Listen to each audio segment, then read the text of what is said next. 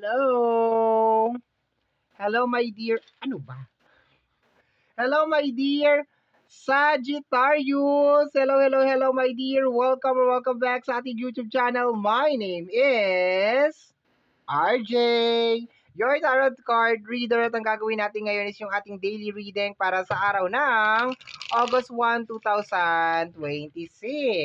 Titingnan po natin kung ano mga eksena, kaganapan at kung ano-ano pa na maaaring mo makasalubong sa araw na ito. Pero before po ako mag-start ng ating reading, gusto ko lamang po magpasalamat sa ating mga abangers, sa mga walang sawang naghihintay at nag-aabang ng kanilang mga readings.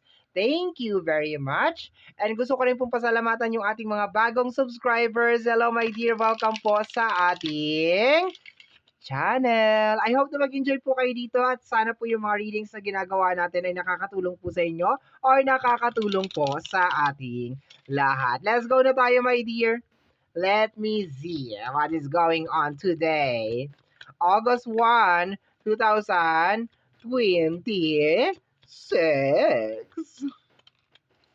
We have here the time in motion. The time in motion. Okay. I can feel my dear sa energy ng time in motion na parang nai-stuck ka sa isang, alam mo yon? Wait a minute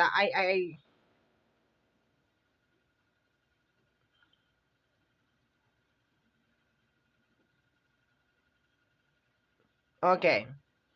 So it's more on like, ang nakukuha ko sa kanya, my dear, the time in motion. Yes, definitely. And super naha-highlight lang talaga sa akin is parang nasa isang traffic ka. And parang wala kang choice, my dear. Like you don't have masyadong na-highlight sa akin itong road na to. Yeah, this one. Hindi yung mismong word. Like the road. Like super highlighted sa akin, my dear Sagittarius, na parang na-stuck ka sa isang is either like mahabang travel or like na-stuck ka sa isang traffic. And although you don't like it, pero you need to like you need to be very strong. You need to be very strong. You need to be strong, my dear, sa mga pagkakataon na ito. Okay? Kasi parang wala tayong ibang option. Parang you cannot turn back. Hindi ka pwedeng tumalikod. And like, andito na ako, so be it. Parang ganon. Okay, let me see, my dear. Next card pa tayo. Tingnan natin.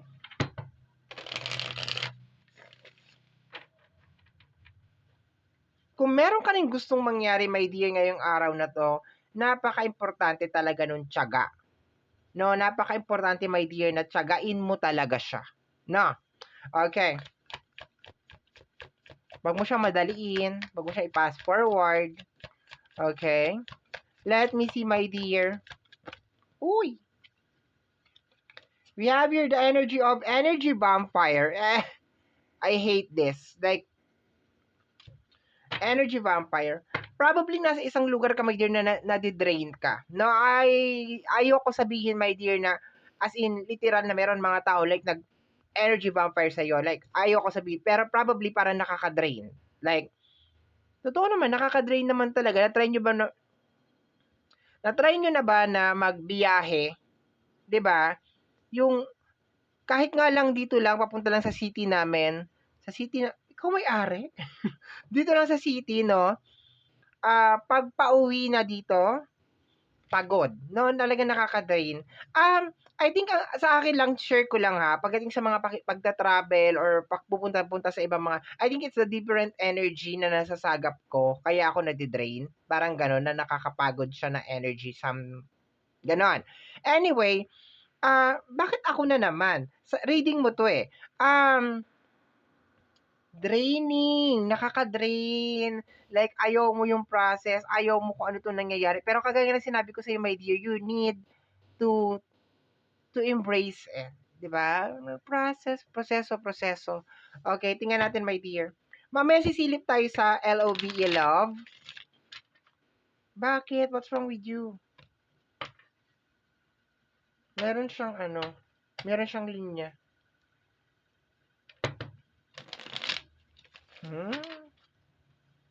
Okay, tingnan natin, my dear, Mamaya sisilip tayo sa love. We have here the energy. Ay, dalawa. Dapat isa lang to. Sige, Sige, go. Laban. Okay, we have here the energy of the Knight of Pentacles and the Seven of Pentacles, okay?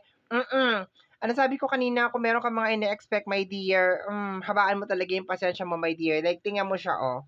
Parang ang bagal talaga ng mga bagay-bagay ngayon. Like, sabi ko nga sa'yo, super highlighted lang talaga yung traffic and energy vampire, like, nakaka-drain na environment, nakaka-drain na process. Okay, dapat isang card lang to, my dear, pero sumama si Seven of Pentacles, so, probably everything happened for a reason.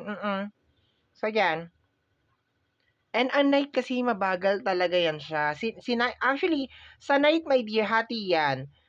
Si Knight of Swords, si Knight of Wands, aggressive, mabilis. Si Knight of Pentacles at saka si Knight of Cups, mabagal. So, napunta sa'yo yung isang mabagal, my dear. So, if just in case, my dear, you're waiting for some progress, some update, and so on and so forth, ang bagal talaga niya. It's like, okay, I need to just deal with this. Kung ano man. Okay? Magkaiba tong dalawang card na to. Yung isa naka-upright.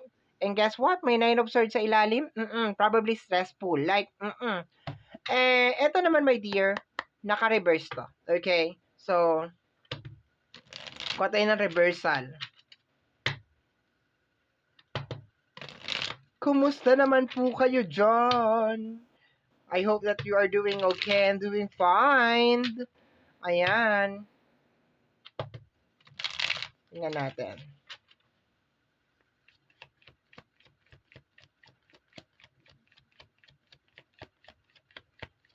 Uy! The Seven of Wands in reverse. Pag naka-upright, laban. This one is like, no, parang ayaw mo ipaglaban. Okay. So, ang nakukuha ko dito, my dear, is isang senaryo, isang pangyayari, pwedeng sa manifestation, pwede din sa love. May sisilipin natin yung love, my dear. You feel drained. Ngayong araw to, nakaka-drain, nakakapagod. Like, hindi mo alam kung paano mo siya itutuloy, yung mga ganun na energy, my dear. Pero, sabi ko nga kanina, like, habaan mo yung pasensya mo, my dear. Like, habaan mo talaga siya. Like, habaan mo. Okay, punta tayo sa love.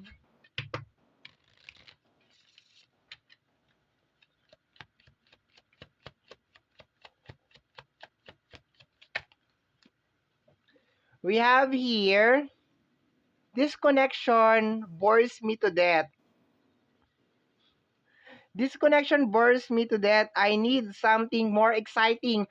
Pasabugan yan. Okay. Kailangan daw ng fireworks. Okay. Nakaka-boring na connection. Nakaka-drain na connection. Actually, boring is like connection din, my dear, sa pagiging sa drain. Like, pag naboboard ka sa connection, like something like that. Ka-clarify natin to, I will be getting 5 cards. Una kong gusto malaman, my dears, kaninong energy ba to? Like, energy mo ba to? Energy ng partner mo? Like, let me see. Pag nag-red, energy mo. Pag nag-black, hindi mo energy. Energy ng partner mo. Your partner is looking for something exciting.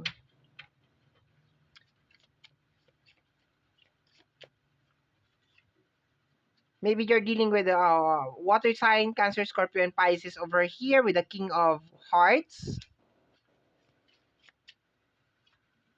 The Ten of Swords. Ten of Swords, what is going on?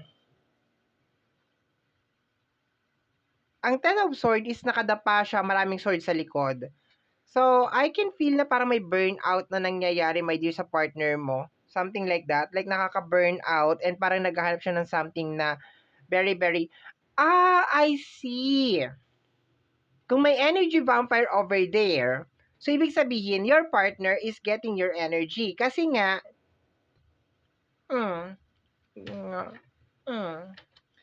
okay, so nararamdaman mo siya, nararamdaman mo yung dobleng energy sa paligid at saka sa partner mo din.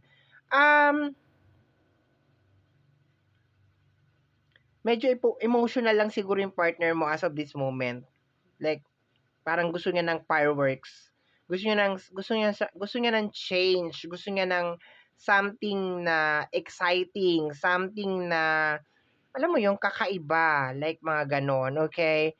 Siguro para ma-divert yung energy kasi meron siyang energy ng Ten of Sword. The Two of Wands. Stuck. Di makapag-decide. Mhm. And last card natin is the energy of the Five of Pentacles. Problema na may kinalaman sa usapin ng pinansyal. Like, kala ko kanina energy mo to, pero no, it's not your energy. Energy ng partner mo to. If you're actually in a relationship, energy ng partner mo to. Energy ng water sign, Cancer, Scorpio, and then Pisces, okay?